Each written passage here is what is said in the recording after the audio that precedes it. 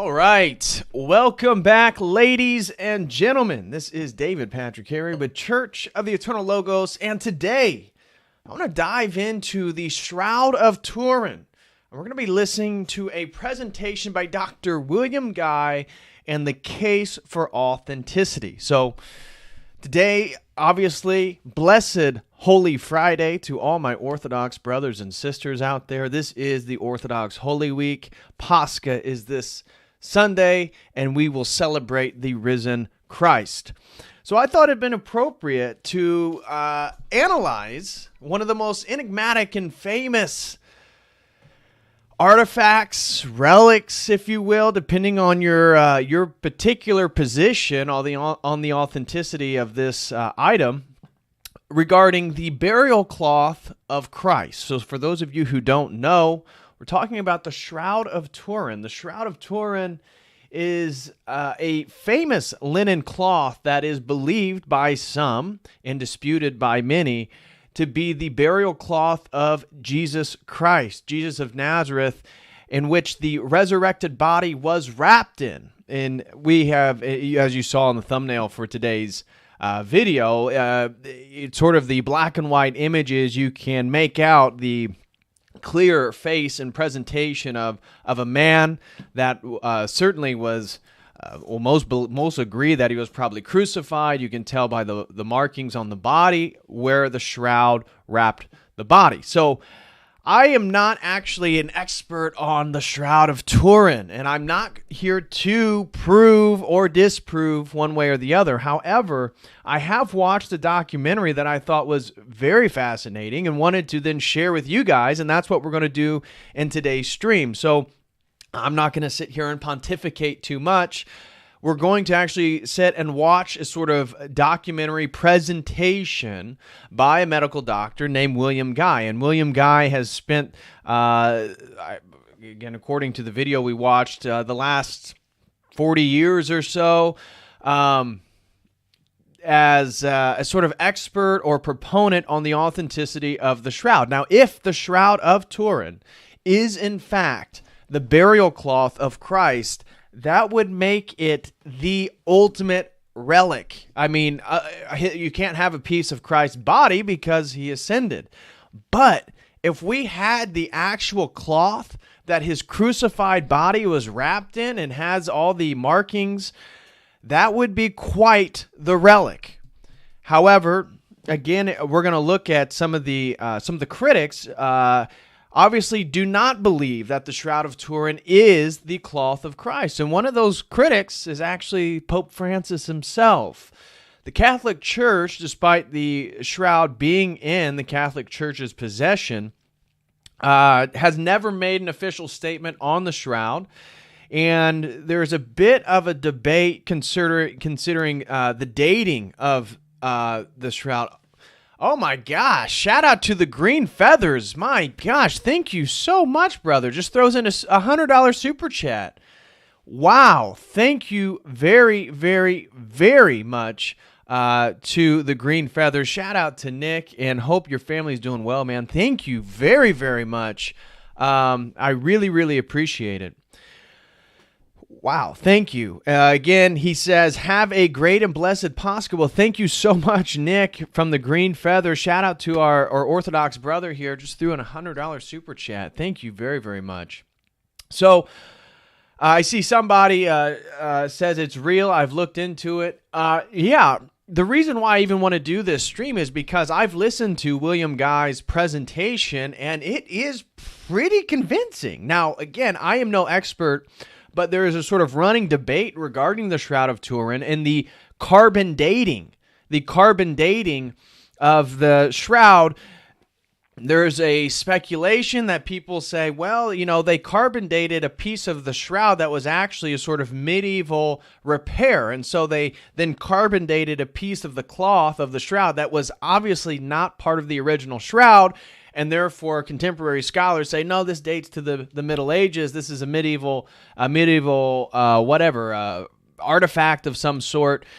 And others, as we'll hear William Guy present, Dr. William Guy says, well, I'm not so sure. We need to actually do the carbon dating of the center of the shroud. And I guess, again, some of this hasn't been done, and it's very strange, the reluctancy by some of the powers that be to do a more authentic and, open so that the world can see, try to date the Shroud of Turin. So we're going to be looking at this presentation, and that's what we're going to do this whole stream. So it's not a thesis here. We're literally just going to watch this documentary presentation, and it's on Dr. William Guy's own YouTube channel. And so let me share that link with you guys if you want to follow Dr. William Guy. And again, I'm not here to promote any of his work. I know he's done stuff with near-death experiences. I have no idea. I've never looked into it. So I am not here to promote Dr. William Guy or any of his beliefs or anything like that. But I have watched what we're getting ready to watch together, his presentation on the Shroud of Turin. And I thought, wow, it left me kind of scratching my head. And he had a lot more evidence than I thought, because I myself believed it to be sort of debunked, that this is not the original shroud of that the resurrected body of Christ was wrapped in, or the crucified body of Christ was wrapped in. However, that we're going to dive into this, and you guys can make your own opinion. So, again, I just wanted to give a special shout out to the Green Feathers. Thank you so much, brother, for that very generous super chat. I really, really appreciate that. I have a few quick announcements that I want to give to everybody before we go any further. And those are, I officially now have the premium membership up at the website. So if anybody would be interested in becoming a member, you can. For $5, you can have access to an entire video library of unique video content, of which I've just recently uploaded a video concerning the assassins, the famous group of the assassins in northern Iran, northern Persia, the Nizari Ismailis. This is the basis for the video game Assassin's Creed, and so I have that up on the website now for members. And so for a $5 membership, you can get access to all those videos. For a $25 monthly membership, this is a premium membership for only premium members. You'll have access to all that. You'll also have access to the fitness library, but we're also twice a month going to get into a Zoom meeting together, of which next Thursday will be the first premium members meeting together. So for $25 a month, twice a month, we're going to get together, potentially 3 to 4 times certain months, but at least twice a month we'll get together to talk about the world, state of affairs, and anything that's happening and going on. So if anybody would like to become a website member, whether it be the basic membership or the premium membership, you can do so with the link posted below. And let me share that over on Rockfin. Shout out to everybody over at The Rock. If anybody would be interested, there is that as well. Now, I also, as promised, have another feature, and that is for $250. For $250, I now have an option where you can sponsor a stream. So if there's a stream or there's a topic that you think I would be, that I would be good at maybe presenting, or you would like to hear me talk about or present, you can now go and purchase a stream. Tell me the topic, and then I will devote the time to do the research and present that information on a live stream. And I'll let everybody know that it is you who sponsored it. You came up with the topic, and I will do all the research ahead of time. And so this is just an opportunity for people. I get requests, and sometimes they're a little bit too in-depth, but for $250, you can sponsor an entire live stream here on YouTube, and so I will stream to whatever topic, so that is an option. It's not for everybody, but if somebody would like to use that, it's now available. And also, if anybody would want to sign up for a one-on-one session, you can do so as well using the link provided below. So, guys, thank you, everyone. Please smash that like. Please share today's stream.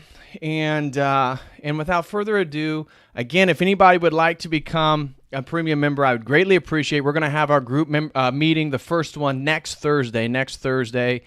And so anybody who signs up, you'll be getting an email from me Let's just dive into today's topic now. So again, blessed Holy Friday to everyone. First thing that I want to discuss is obviously just the non-believing world. The majority of the world does not believe in the Shroud of Turin. And we're going to be listening to a Christian medical doctor who's it's kind of his pet project is to present. He's been presenting, I think, for almost 30 years now on the Shroud of Turin. And so we're going to listen to his analysis. Now, the Shroud of Turin, again, this is according to Wikipedia, and this whole article is basically dismissing any sort of potential authenticity to it. And so let's present the Naysayers Argument here. Also known as the Holy Shroud, is a length of linen cloth bearing the negative image of a man. Some describe the image as depicting Jesus of Nazareth and believe the fabric to be the burial shroud in which he was wrapped after the crucifixion. First mentioned in 1354, the shroud was denounced in 1389 by the local bishop of Troyes as a fake. Currently, the Catholic Church neither formally endorses nor rejects the shroud. And in 2013, Pope Francis referred to it as an icon of a man scourged and crucified. The shroud has been kept in the royal chapel of the Cathedral of Turin in northern Italy since 1578. In 1988, radiocarbon dating established that the shroud was from the Middle Ages, between the years of 1260 and 1390. All hypotheses put forward to challenge the radiocarbon dating have been scientifically refuted. Now, again, we're going to be listening to some scientific refutations to the refutations, but this is the general belief, again, of the naysayers, which is a considerable amount of the Christian world as well, including the medieval repair hypothesis, the biocontamination hypothesis, and the carbon monoxide hypothesis, all of which, again, we'll be hearing from Dr. William Guy in the presentation. The image on the shroud is much clearer in black and white negative, first observed in 1898, than in its usual sepia color. A variety of methods have been proposed for the formation of the image, but the actual method used has not been conclusively identified. The shroud continues to be intensely studied and remains a controversial issue among scientists and biblical scholars. And so if you were to just search, I just want to show you guys a few images. This is what the Shroud of Turin is. And so here is sort of the full-length version that I used for the thumbnail today. So you can see a man with a beard, you can see facial hair, you can see long hair, you can see his hands placed over his genitals, you can see his legs. There's a lot of different stuff that when you use the black and white image, you can actually see quite a bit from the Shroud of Turin. And this is the full image here that you guys are seeing right now. And so then this is kind of what it looks like, just generally speaking. If you're just to look at it, you obviously it's a little bit harder to see all the details. But when you do the black and white image, and this is what I used for the thumbnail, you can see a lot more. And so this is a sort of 3D rendering of the potential Shroud of Turin and all this different stuff. So again, without further ado, we know that the majority of the world disbelieves the authenticity of this shroud, that they claim it's just a random person. Nobody knows if it was Jesus of Nazareth or Jesus Christ, but that it does depict a sort of crucified figure, So let's now dive into Dr. William Guy's presentation, of which he actually travels around the world presenting on what he believes the authentic case for the Shroud of Turin. I thought, well, obviously Good Friday, as in the Orthodox world, Holy Friday, what would be a better day than to dive into and listen to the Shroud of Turin? Yeah, Seraphim says, if anything, Francis, so because Francis actually doesn't believe in the shroud and has made public statements basically saying it's just the image of mankind. This is the image of mankind. It actually caused me to, maybe it's more likely. So it's funny how whatever the Pope does, I actually tend to lean in the opposite direction, just given the state of the world and everything he's promoted. So without further ado, again, here is the X-rayed version of the Shroud of Turin. We are now going to dive into the case of Dr. William Guy. And so here is the link. I'll share this link, so if anybody wants to watch it later, or share it, you can do so. Here, let me share this over on the Rock as well. Okay. And so here is the case, The Shroud of Turin in 100 Minutes by Dr. William Guy. Here, I'll back it up so you can hear a little bit of a presentation of who Dr. William Guy is, and we're just going to go straight into it. Let me make this a little bit shorter, and then we can pull this down here and make this a little bit bigger. Bam. Okay.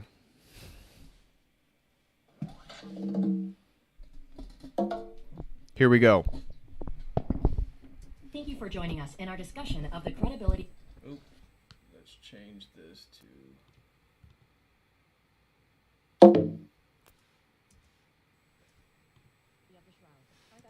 Dr. William Guy. He is a physician with a history in medical research. He is also an expert on the Shroud of Turin. His academic credentials include a PhD in experimental pathology from Wayne State University and a medical degree from the University of Michigan. He was formerly a genetics professor at Eastern Michigan University and has medical residency training in the fields of radiology as well as psychiatry. He currently practices as a psychiatrist in southeastern Michigan. His leisure professional pursuit continues to be the Shroud of Turin. He has been providing educational seminars on this subject for over 30 years.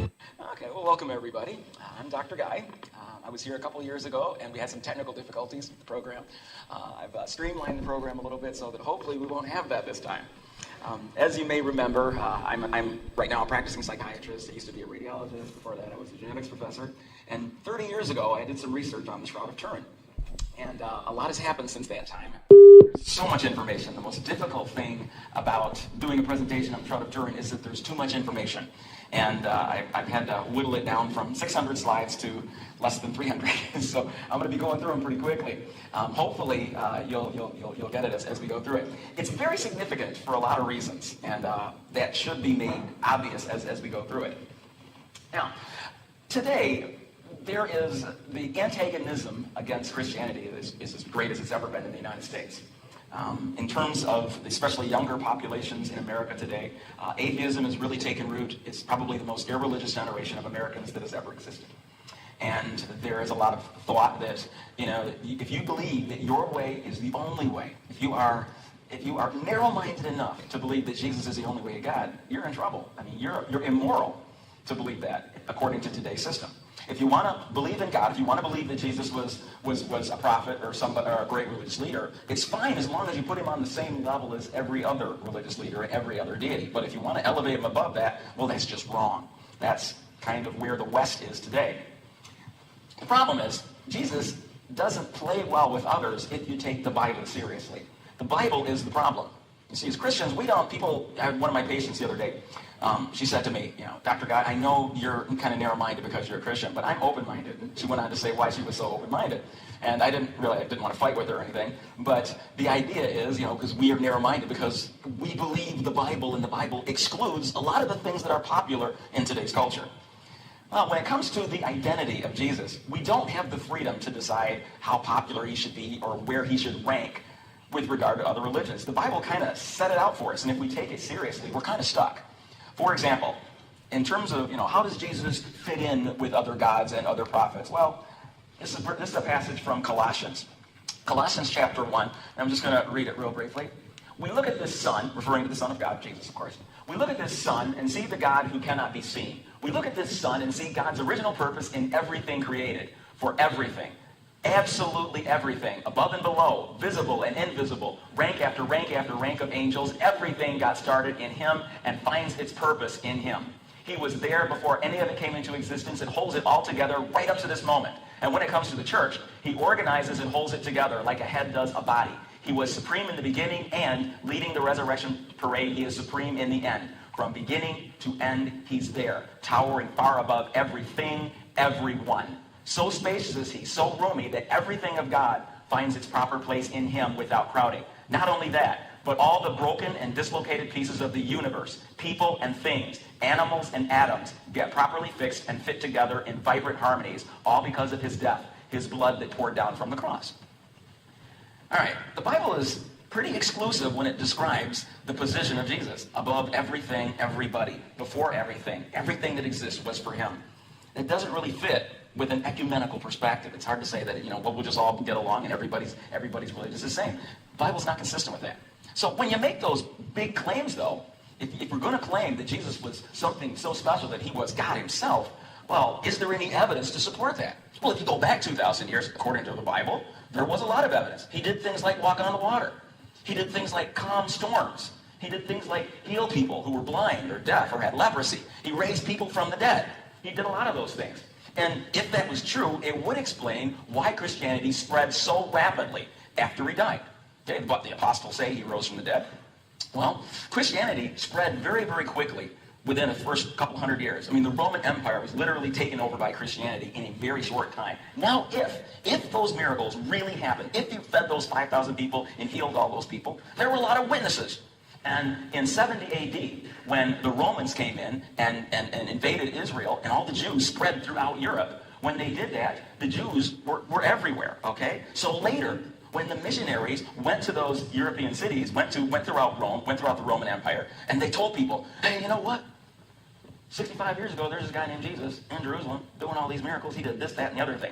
And the witness and the people that heard it would say, really, that sounds pretty fanciful. But you know what? There were Jews in their neighborhood who lived at that time in that area. And if they didn't see the miracles, they knew a guy that saw the miracles because it really happened.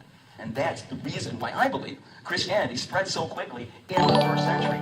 In my lifetime, there have been people who were alive when Lincoln was assassinated, okay? And some of your lifetimes as well. That wasn't even 100 years after the fact. Isn't that long when there are witnesses still alive to the event? And so very shortly after the time of Christ, Christianity spread very rapidly, probably not because Jesus had flowery speech, okay? Rome was a polytheistic republic from the time of its inception all the way up until Christianity. Okay? Then suddenly people, after hundreds of years of following all these Roman gods, suddenly they're following Jesus. Why? Was it because they had armies? No, there were no armies involved. There was no Christian conquest. It was because people knew people who heard the stories. Because the life of Jesus Christ was characterized by the supernatural. Well, that's great and fine and everything. Jesus did all these miracles. But what about us today? He walked on water. He didn't leave any footprints. He calmed the seas. Storms came back. He healed people. They got sick again and died. Okay? So what do we have? Because we don't know a guy who knew a guy that saw these things personally. Well, one miracle does seem to still be around, and that's what it appears in the Shroud of Turin. The Shroud of Turin appears to be evidence that he really rose from the dead. And that's what I'm going to be presenting throughout today. Okay? So, we have a society that thinks that all faith in Christ is blind faith. This suggests that it is not, that there's something to it. Is what we know about the shroud credible evidence that Jesus of Nazareth actually existed and that he rose from the dead? The Bible reports that the body underwent some type of supernatural process. In Greek, it's called anastasis, which means resurrection. Now, in terms of, is it possible that the shroud could prove the resurrection? I'm going to lay that to rest right now. That's nonsense. No. You can't prove resurrection because we have no controls. We don't have people who raised from the dead and left a mark, and so we can compare that mark to Jesus or the shroud. It's never been done. All we can say is that either this image was placed on the cloth by a natural mechanism, or if you exhaust all possible natural mechanisms, what is left is some type of paranormal event. So we can go that far, but you can't say we've proven the resurrection. Some people go that far and say, hey, you gotta stop there. You can't quite say that. But you can imply that something very special happened to the body. All right, let's get started. All right. This is inarguably the most studied artifact in all of human history. No other archaeological artifact. There's never been another where this much money has been spent, where this much time has been spent studying it. It is number one. There is nothing to compare with it. Absolutely nothing. Hundreds of thousands of hours, tons of money have been poured into this thing. This thing has been looked at to the point where we know so much about this cloth. We know what's on this cloth down to 1 part per billion. I mean, it has been analyzed more than any other artifact on Earth. Now, what I want you to do is think this way. Imagine, if you will, because the solid history of the shroud only goes back to the Middle Ages, to around 1300s and so forth. And let's imagine that this actually was created by a 13th century forger who decided to say, maybe the DeCarneys, because we know it was in the DeCarney family. They were the first family that owned it, okay? Let's say they said, you know what? Let's make some money, man. Let's fake the burial shroud of Jesus. It will be the ultimate artifact. People will pay money to see this thing, okay? Let's just fake one. Now, imagine that's what happened. As I go through the talk and present the characteristics of the cloth, imagine what our forger would have had to have known in order to pull this off, okay? All right. This is a picture of the Shroud of Turin. This is 14.5 feet long and 3.5 feet wide. There's me standing by a replica of the cloth. Now, here we see another photograph of it, and notice right here, you don't really see the front and back images of the body.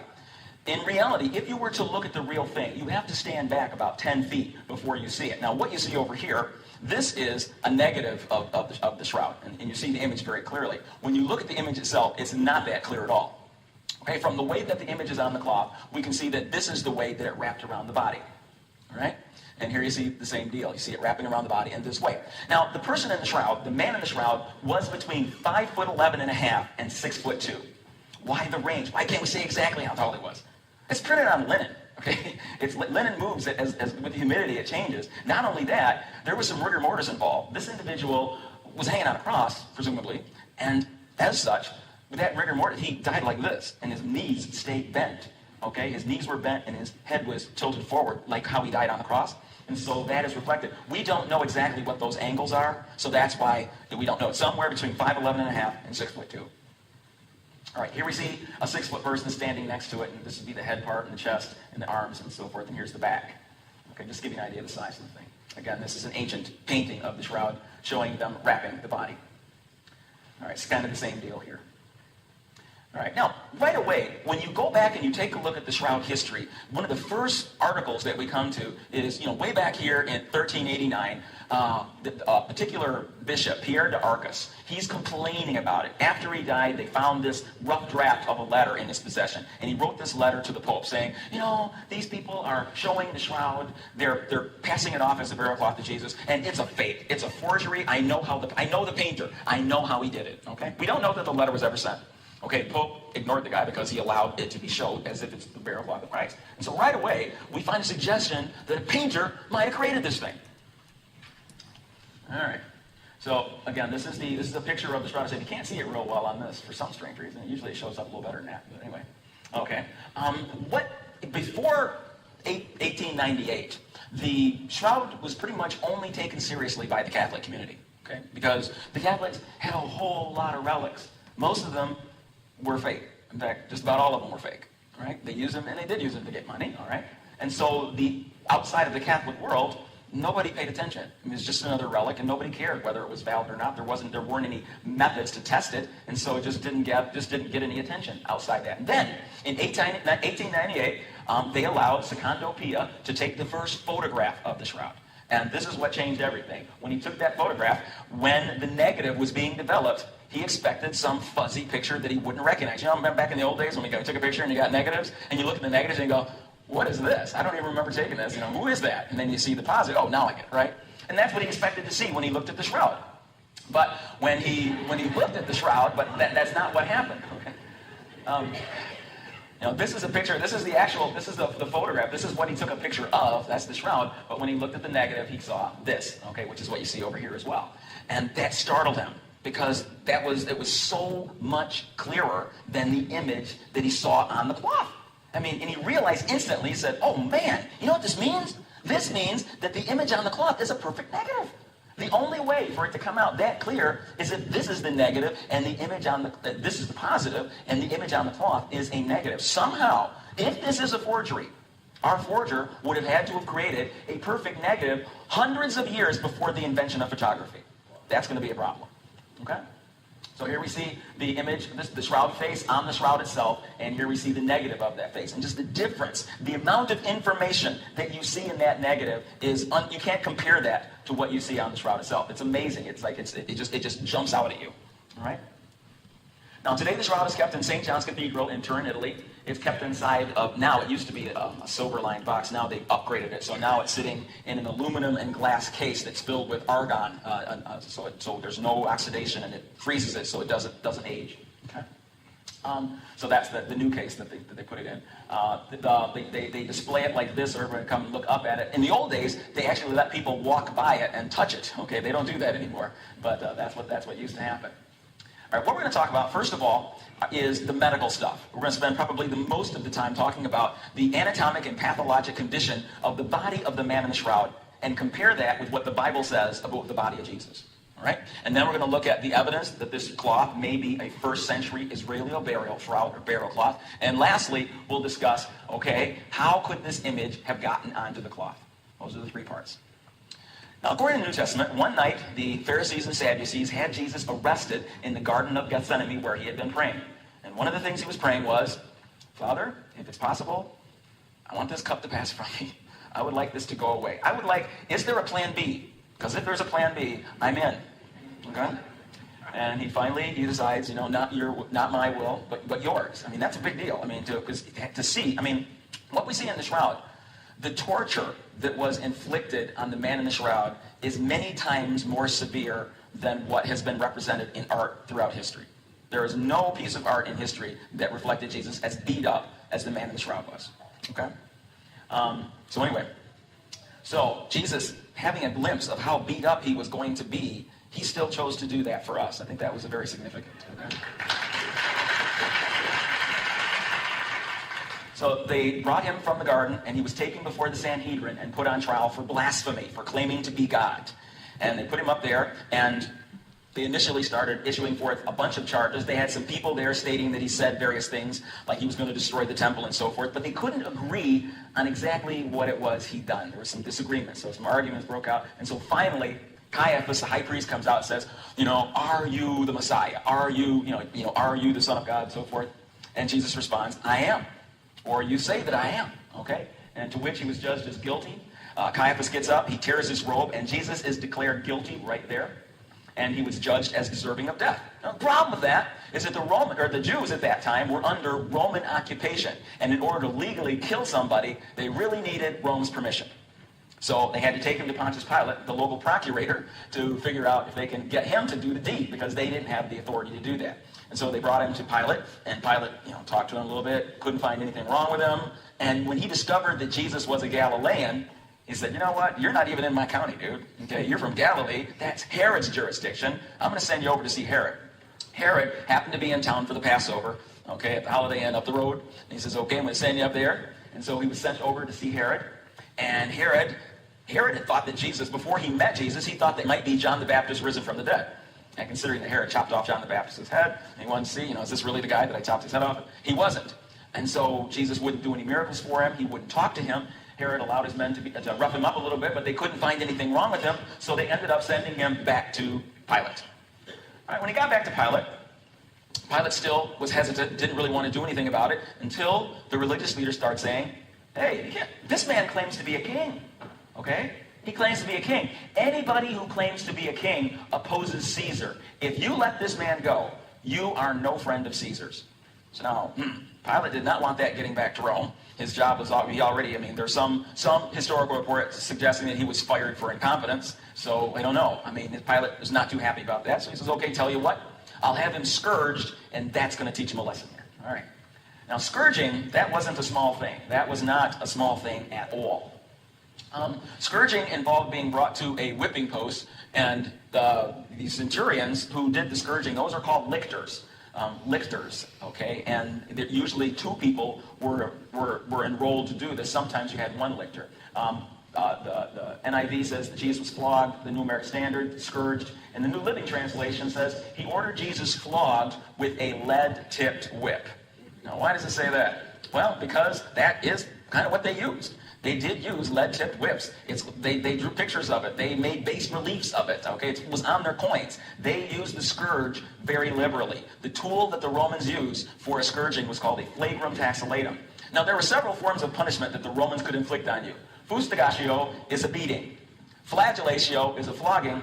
And verberatio, that's a scourging. That's a severe beating. And they used either this kind of a weapon, a wooden handle with leather straps, and then metal dumbbells in the tips, usually lead, or they sometimes used sharp pieces of metal in the tips for cutting. Now, they use both. And so in the movie The Passion, they used the cutting one. That was not, the shroud does not suggest that at all. On the shroud image, it was the lead tipped, not the slice and dicer. The one with the sharp pieces of metal would literally disembowel their victims. I mean, they would be whipped to pieces, literally whipped to pieces. So it was more likely to be lethal. So we look at the back of the man in the shroud, we see that he received 90 to 120 lashes with one of these kinds of flagrum taxillatum. So you see the metal dumbbells in parallel with the leather straps. 90 to 120 lashes. Okay, Josephus called it the most pitiable of deaths. Cicero, who used to be the head of the Roman Senate, said that the crucifixion was the extreme and ultimate punishment of slaves. And oftentimes, before being crucified, they would whip them with this flagrum taxillatum. That was not unusual. That was common practice. Okay? All right. And I mentioned some of this before, so I'm going to skip through that. All right. So basically, again, as I mentioned before, they usually use 2 lictors, one on each side. But sometimes they could use one who would change positions. And now they would be told before they started their punishment whether to beat them to death or to leave them alive. And they had it down to an art form. Okay? When they were beaten, if they were supposed to be left alive, so that they could crucify them later, they would use the flagrum taxillatum on the muscular, the thicker parts of the body, but when they got to areas on your skin that were close to blood vessels, they would use a different kind of weapon, okay, so it wouldn't cut into your blood vessels to leave you alive. And actually that's reflected on the shroud. They use 2 different kinds of scourges. On the back and the front, we have multiple weapons with the lead-tipped whip, but when it gets down to the back of the legs and so forth, in areas where there are blood vessels, they use a reed weapon that wouldn't cut and make them bleed. Okay? So they're very professional about their job. Now there are 3, just for the flagrum markings alone, the beating with the lead-tipped whip, there are 372 bloodstains just from the flagrum markings. So we're not counting the crown of thorns, we're not counting the wrists, we're not counting the feet, we're not counting the side, we're not counting all the other, just from beating with this weapon. 372 different blood markings from the flagrum. 159 on the front and 213 on the back. And here you see them outlined. So they went to town all up and down this man's back. All up and down the back and around into the front. And I want you to remember this right here because this caused severe trauma to his lungs. Now, what is John Heller did the blood analysis, and he discovered a couple of very important things as he did the study on the blood on the man in the shroud. One of the things that was really important that he brought out was that the blood stains, and all those things, all these are actual blood stains. Okay, there are 3 types of image on the cloth. There is the image of the body, the face and the hair and the hands and all that kind of stuff. So there's the image of the body, that's one kind of image. There is blood stains, whole lot of blood. Those are actual blood stains from direct contact with the cloth.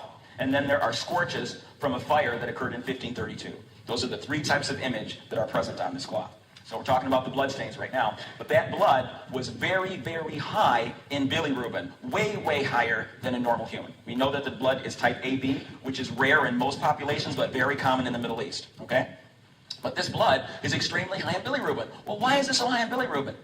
Well, if somebody beat you with a flagrum 90 to 120 times, that's going to, you know what that's going to do to your blood? I mean, it's like your hemolysis. You're going to destroy all the blood vessels in that, not blood vessels, but blood vessels too. But your red blood cells are getting smushed. They're getting crushed. They're getting beaten. And the contents, what's the content of a red blood cell? Hemoglobin. And it's going to come squirting out in your bloodstream, and that hemoglobin gets broken down into bilirubin. And so what this reflects, these blood stains are from a man who was truly beaten so that his blood was full of hemolysis. And it would be high in bilirubin if you really were beaten with a weapon. Now think, if this is a forgery, our forger was smart enough to use blood that was high in bilirubin just in case one day we'd look to see if it was really from a beaten man. Okay? All right, now so that's the one thing that Heller noticed was that there's remarkable amounts of bilirubin. The bloodstains are human blood. And another thing, and this is huge. I'm going to come back to this toward the end as well. What he did was there's all this blood, and he got the samples with the blood on and everything. He enzymatically digested up the blood because he wanted to know this: what was on the cloth first? The image of this body, or the blood stains? What was on there first? Okay? So what he did was he enzymatically, very carefully teased up the blood and made it go away and looked underneath. And underneath is virgin linen. There is no image underneath the blood. Everywhere there was blood, it stopped. Whatever made that image, it was stopped by the blood. So the blood was there first. Do you get it? The blood was there first. Now think, if you're going to be a forger and you're going to make an image to fool everybody, are you going to put the blood on the cloth like 372 times and then put the image on it? Or are you going to put the image on it and then put the blood on? Okay? It'd be a lot harder if you want to put the blood on first. Okay? Anyway, let's go. All right, now, there was, for years there was controversy. Did they wash the body or not? I mean, there are some people that insist that they didn't have time to wash the body. That's why there's so much blood on it. If they washed it, there wouldn't be all this blood. Well, I think the evidence is actually stronger that they did wash the body. And I say it this way. Okay, look. When your heart stops pumping and there's no more blood squirting out of your holes, okay, you've got about 150 minutes before that blood completely clots and dries. I don't care how much is out there, it's going to clot and dry in about 150 minutes. Now, in the hot Judean sun, it's going to be a little bit longer, okay? It's going to be a little shorter, actually. Now, because of the copious amounts of blood that would be involved, I would suspect that being beaten with a weapon all that much, I suspect that while he was on that cross, he was just covered in massive amounts of clotted blood all over him. You couldn't see those individual dumbbell markings. I seriously doubt that they would be visible. There would be so much blood coming out of him, it would cover it. Okay? And what I think happened, and I think there's some strong evidence to support that, is when they took him down from the cross, they did wash all this stuff off and then put the cloth over him, and that's why you can see the blood stains so well defined. Then it oozed, and you can see clearly the outline of the dumbbell markings. Okay? That makes sense to me. I just can't imagine that they didn't wash it. Now, if they didn't wash it, well, why can you see the outline of the dumbbell markings so clearly? Okay, it only makes sense to me if they washed the body and then put the cloth on it right away, and that's how you see it, from the oozing. All right, this is the back, and you see here the markings go all up and down this man's back here. All right. Okay, and it dug into the chest and the thighs, too. We saw that earlier. And again, it's important to remember about the chest beating because that's going to have significance later. Now next, after the flagra markings, the soldiers took turns beating Jesus in the face. Now, he was also beaten in the face by the temple guards. Okay, so this is not the first time he's been hit in the face. This is the second time. And they were mocking him. The Romans had a game they called Basilinda. And in the game of Basilinda, if you were the victim, what they would do is blindfold you, and the soldiers would take turns punching you in the face. And you had to guess which one of them did it. If you guessed right, they stop. That was the game, okay? When we look at the face of the man in the shroud, you see a swollen, perhaps broken nose, a swollen left cheek, swelling over both eyebrows, a torn right eyelid, large swelling below the right eye, a bruise on the right cheek, swelling on the left cheek and the left side of the chin. And it looks like there's some asymmetry in the beard, suggested that it might have been pulled out. Okay, so I mean, we're talking, this eye was completely closed. There's so much swelling here that eye would have been closed shut.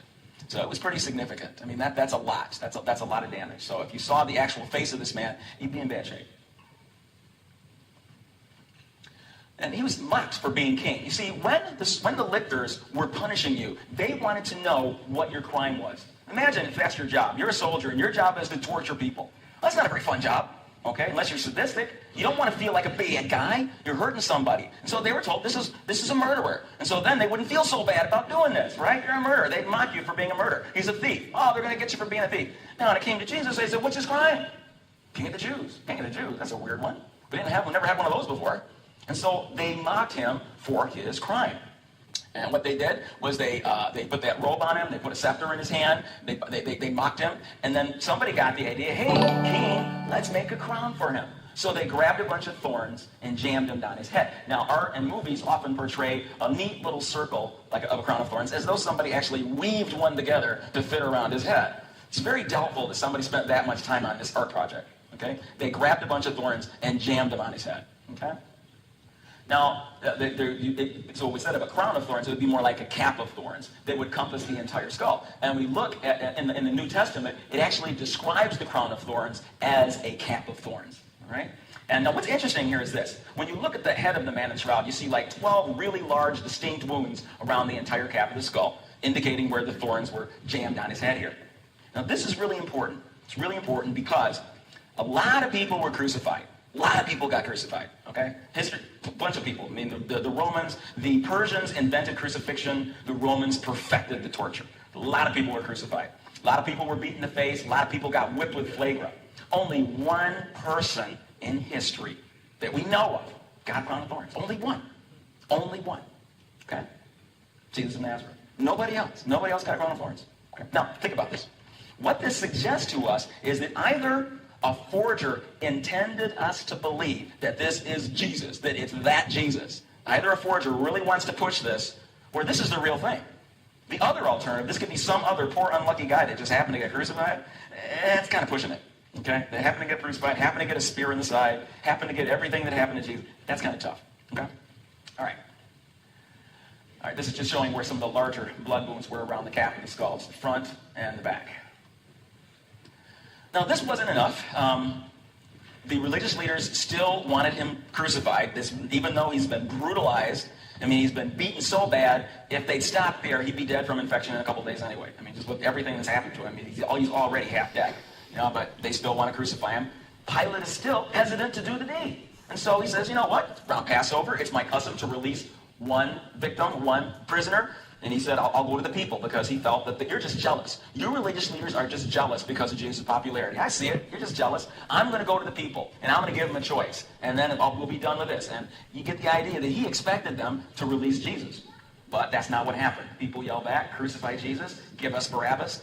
And Pilate washed his hands and says, okay, I did my best. He washed his hands of the whole deal, and Jesus is led off to be crucified. Now, the first part of this torture, he was forced to walk up the Via Dolorosa carrying his crosspiece. Now, the Via Dolorosa is not very long, but it is very, very steep. And carrying a crosspiece, that's a heavy thing, because the crossbeam, the part of the cross that was horizontal, those weighed like 100 pounds. So you imagine somebody who's lost this much blood, who's been brutalized to this degree, carrying a 100-pound piece of wood on their back up that very steep road, probably not going to get very far. Now, Matthew, Mark, and Luke say that Jesus carried his own cross. John says that Simon of Cyrene carried that cross. And church history says Jesus started out carrying his cross, but he kept falling. And that's why they made Simon of Cyrene carry it the rest of the way. Now, we look at the back of the man in the shroud. What we find here is you see these flagra markings all over the place. But as you move up on the back and you get into the shoulder blade area, you notice that the blood stains become more confluent. It becomes more like raw hamburger up here. And you see a lot more frequent of the blood stains. They start running together here. And where the rough crosspiece would have rubbed the skin raw. Now, others have said, too, well, that might not just be from carrying the crosspiece. That could also be from hanging on the cross as well, because your back is against that wood there, too. So it could be both of these probably contributed to the appearance of these significant, severe abrasions in the scapular area, in the shoulder blade region. Okay? And we look at the knees. There are several excoriations on the knees suggestive of where he may have fallen on the way up the Via Dolorosa. Now, art, throughout history, up until very recent times, whenever there was a painting of Jesus on the cross, invariably, the nails went in the palms of the hands, just like this. This is like every other painting. If you take a look throughout history of Jesus, show the nails going in the palms. Okay? Movies, up until very recently, too, showed the same thing, the nails going in the palms. Now, the deal, though, is you look at the shroud, and, okay, the shroud, we know for sure it goes back to, like, the 12th century, but, like, it doesn't. Unlike all of the paintings, instead of putting the nails in the middle of the palm, like all of the paintings did, it stuck it in the wrist. Okay? Even though that was on the shroud, the painters never did that. They never followed suit. They said, what does that guy know? All right, we're going to put it in the palm, like everyone else does. And the shroud alone, put it in the wrist. Now, Pierre Barbet, who was Surgeon General of St. Joseph's Hospital in Paris in the 1930s, he wondered about that. He says, you know what? He looked at the shroud wrist area, and he says, I wonder, there's got to be a reason why the wound is in the wrist. I wonder, is it possible to nail people up by putting a nail in the palm? Is that even possible? He says, nobody's even tested the theory. And so he decided to test the theory.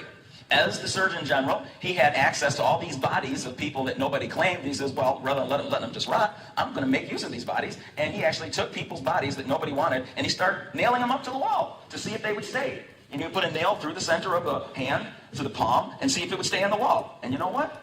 They didn't. They never did. What he discovered is that it's virtually impossible to put a nail straight through the palm and have the body stay up. It will not support hundreds of pounds. It will not support 100 pounds. Okay, this will come right off. There is nothing in the palm of your hand to hold that. Not if you go straight through. All right? And so Barbet then discovered when he put it in the wrist that it would work. They would stay up. But he also noticed that when he looked back at the shroud, he says, you know what? We got all of these details that you can see in the body of this man, and they're right. Everything is like right proportioned and everything, except why are there no thumbs on this cloth? There's no thumbs. Maybe the artist couldn't draw thumbs. I mean, what's up with that? Why are there no thumbs? But then when he put the nail in the center of those wrists of those people that were hanging on his walls, when the nail went across the median nerve, every time he went to the center of wrist, those nails would graze across the median nerve, and that would cause the contraction of the muscles of the thenar eminence, these muscles right here. And so when that nail went into the center, that thumb would flick in, just like that, through mechanical stimulation every time. Okay? And that explains why there are no thumbs present, because they're on the other side. They're flicked in. When the nail went through the center of the wrist, the thumb flicked in. Now, Fred Zuckerbee, who was the chief medical examiner at Rockland County, New York, from 1969 to 2002, he read everything that Pierre Barbet did. In fact, the first book I ever read on the Shroud was Pierre Barbet's book, A Doctor at Calvary, and that's what kind of got me started, okay? And Zuckerbee read the book too, and he noticed that Pierre kept saying, you can't nail people up through the palms. It's impossible to do through the palms. And Zuckerbee said, well, you know what? I disagree with that. I had a case. Now, he was the medical examiner, and so he had all these murder cases. And he remembered, I had a woman, and he took pictures of her. Actually, I have pictures of the lady. She was murdered, okay? Her assailant stabbed her 18 times, and as he was stabbing her, she was down like this, and she had her hand up. And he came down with the knife and hit her right in the base of her palm, and the knife came out in the back of her wrist. All right? In fact, here it is. This is her. And he's put a needle through the hole where the knife went. And as you see, the knife, the wound came in, it came through this area here. If you take your thumb and touch your little finger, that crease that's right here, that's called the thenar crease, if you will. All right? That's where the knife went. And it came out in the back, in the wrist area, in the same place where we see the blood wound on the Shroud of Turin, in the same place. And so what that tells us is that what you see on the shroud here, this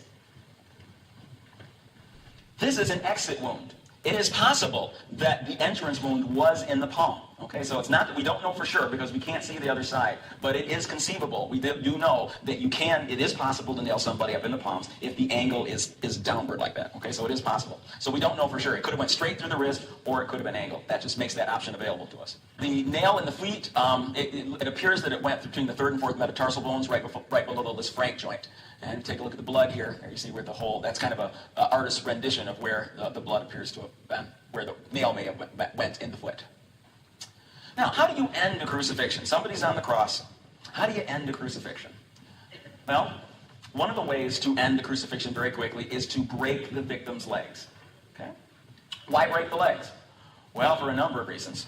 When you're hanging up in a crucified position and your hands are above your head, what happens is your heart can't get blood to your fingers way up here, because here's your heart down here, and your hand is way up here. The perfusion pressure drops for every centimeter you go above your heart. And over time, you're not able to get enough oxygen and glucose to these distal muscles way up here. And so without oxygen and glucose, your calcium pumps stop functioning, your actin and myosin, your muscle filaments come together and lock, and you get tetanus. And that tetanus moves from your hand to your wrist, to your biceps, triceps, and then into your chest. And so the victim has the ability to breathe in because their diaphragm can do that for them. So you go, you breathe in, you can't breathe out, because to breathe out, you need your accessory respiratory muscles as well, and those are paralyzed. So, what do? Well, if you want to take a breath, what you have to do is push up on the nails in your feet. And when you push up on the feet, you can then bring your arms down a little bit, get some blood out here, okay? So you can relieve the paralysis, and now you can exhale. And then, so, up, down, until you can no longer push up on the nails in your feet and you die of asphyxiation. Okay? Now, when we look at the man in the shroud, we see that the blood coming out of his wrist wound flows at two distinct angles, 55 and 65 degrees. These are the two angles that our man would have to assume on the cross because he's trying to breathe. And so the blood flows at one angle when he pushed up, and the other angle when he sagged down. We've got two distinct angles here.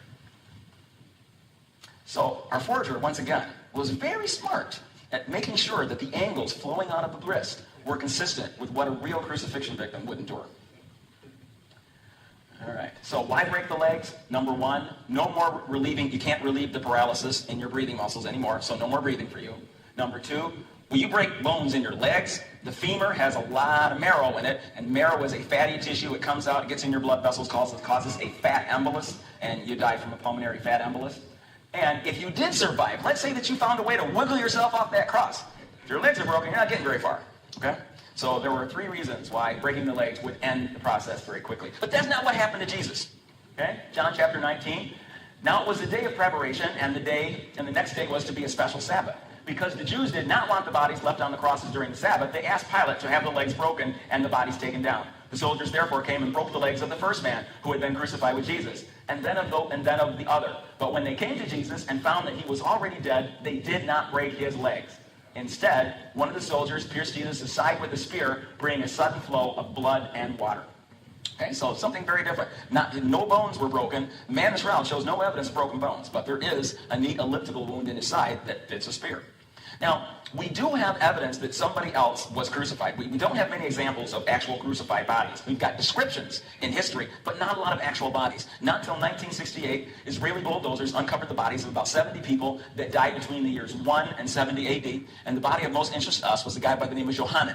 Okay, this is his bone box, his ossuary, and we find his name on the bone box.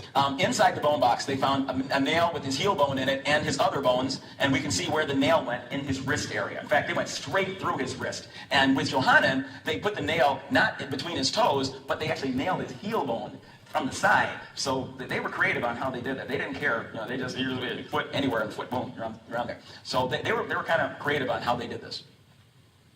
Now in Jesus, or the man in the shroud, we see this neat elliptical room. Kind of looks like a sausage up here, and then you see the blood part, and then the lighter stuff here. Now in the infrared shots, you can actually see the serum albumin fluoresce. Here you can see right here the fluorescence of the serum albumin around that.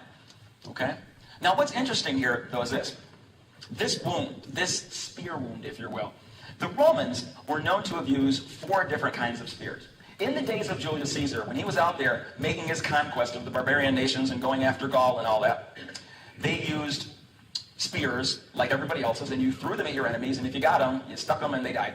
But what they noticed was that the enemies were picking up them spears and throwing them back. And many Romans died from Roman weapons, and so they got to thinking, we need to rethink this. We can't be supplying our enemies with weapons. And so they designed disposable spears. So the hasta velataris, and the pilum, these were disposable spears. They were very thin right near the point, right near the sticky part. Okay? It was so thin there that when you threw it, once it hit your victim, it tended to break off inside of them. Or if you missed and it hit the ground, it would break. So all you got is a stick. Okay? It's not a spear anymore. So these were throwing spears, and they were designed to be disposable. There was another spear that they used called the lancia. Now the lancia type spear looked like this, had more like an Indian arrowhead tip, and it was designed for reuse. This was not a throwing spear. This is a shoving spear. This is a spear you keep in your hands and whoosh-da, whoosh-da, like that, okay? It was for crowd control. It was believed to have been standard issue for the military garrisons guarding Jerusalem, okay? Now, the Greek word for lancia is lanka, okay? In the Bible, the word for spear isn't the generic word for spear. It specifically names the spear. It says a lanka was shoved into his side. We have examples of this spear today, and it fits that hole on the shroud perfectly, right there. It's the only one of those spears that would fit. Now, how do you get blood and water from a wound? Whenever you have severe violence to the rib cage without any open wound, you beat the surface of the lung, and the lung starts to ooze. And the bloody fluid collects in that cavity between the lung and the chest wall. It's called the pleural cavity. So this bloody fluid collects, and then after a while, it separates, especially if you die, okay? That separates, and you end up with heavy dark cellular layer down here and a lighter serous fluid above. Now, why would the lung be contused? Remember the flagrum beating him in the chest? A whole lot? That bruises the surface of the lung, and it would cause this bloody fluid to develop in the pleural cavity. So when you come along and you shove a spear between the 5th and the 6th ribs, what happens is first, the heavy dark cellular layer goes down to the level of the wound, and you see this thick, dark red blood come oozing out, and then after you're done with that, now the light serous fluid follows it. So what you would see is blood and then water. Okay? There you go. Now, when you take a look at the shroud, the back of the man in the shroud, what you see is that you'll see this right here, this post-mortem blood pooling. When they took the body and put him on the cloth, more blood oozed out of that spear wound, and it gathered in the small of his back. Just one of those small details. Again, think, if this is a forgery, one of the leading theories that I read about all the time, these guys say, you know what, it's a forgery. Man, I know it's a forgery. You know how they did it? They took a hot statue and they put the cloth over a hot statue. I'm sure that's how they made it. They're 100% sure that's how they did it. So you're saying this isn't really a body, that a hot statue that met all of these criteria, that they created a hot statue with that specific, that's a really smart forger. If you're going with the forger theory, this guy was brilliant. It might have been a girl, I'm sorry, okay, but he was brilliant. This was the most brilliant forger in history who knew they knew their medicine really well. Now keep in mind, it had to be like the 12th century, so we're talking about a really smart 12th century forger. He could open up a medical clinic if he's that smart. I mean, he could have been a doctor, jeez. Anyway. Also, there is distension of the lower abdomen. Okay, why is that significant? I mean, the abdomen is, you take a look at the physique of this man, he weighed about 175 pounds. He's kind of a thin guy. Okay, when you consider how tall he is, only 175 pounds. But his stomach, the lower abdomen, is distended. Why would it be distended? Well, if he's been dead for 2 days, what happens to the body after 2 days? Okay? The gut bacteria, there's no immune system anymore, and the gut bacteria start to have a party. And it starts to swell with all the gases they produce. So what you're seeing is that's what happens to a body that's been dead for 2 days. One of the first signs is the stomach starts coming up. Okay? So, if this is a forgery, our forger would have had to have known all these things. I mean, it would take a lot of time to go through them all again, but you get the idea. So you can go with the idea that this is a forgery. But if you want to go with that, you have to agree, this was not just a clever forger. This was a brilliant forger, okay? I mean, you got to hand it to him. This is absolutely incredible. There's nothing like this. All right, now, is the Turin cloth consistent with a first century Israeli burial shroud? All right, on the shroud, you have the image side and the non-image side. Now, if you take a look here in the body, okay, the part that faced the body, like here and here, this would be the image side because we see the image of a body there, okay? On the other side of the cloth, there is no image. The image itself penetrates only nanometers into the cloth. It does not, it's very uniform depth. But there's nothing on this other side. There's no image on the other side. So the shroud, the body laid on a limestone burial bench, if this is real, of course, if this is genuine, and the body on this side, and the non-image side here, the image side here. Anyway. Now, when you look at the contaminants on the non-image side, on this side, you see all this dirt, and it was discovered to be calcium carbonate crystals. So he goes, calcium carbonate? Well, we know that all of the tombs in Jerusalem are in those caves, and those caves are all made of calcium carbonate. It's limestone, okay? So is it possible that this dirt on the non-image side is limestone from Jerusalem? That's a good question. It's a very good question. Because if it's genuine, we would expect that. Well, what they discovered, the original discovery, was that this dirt, this calcium carbonate, contains traces of strontium and iron.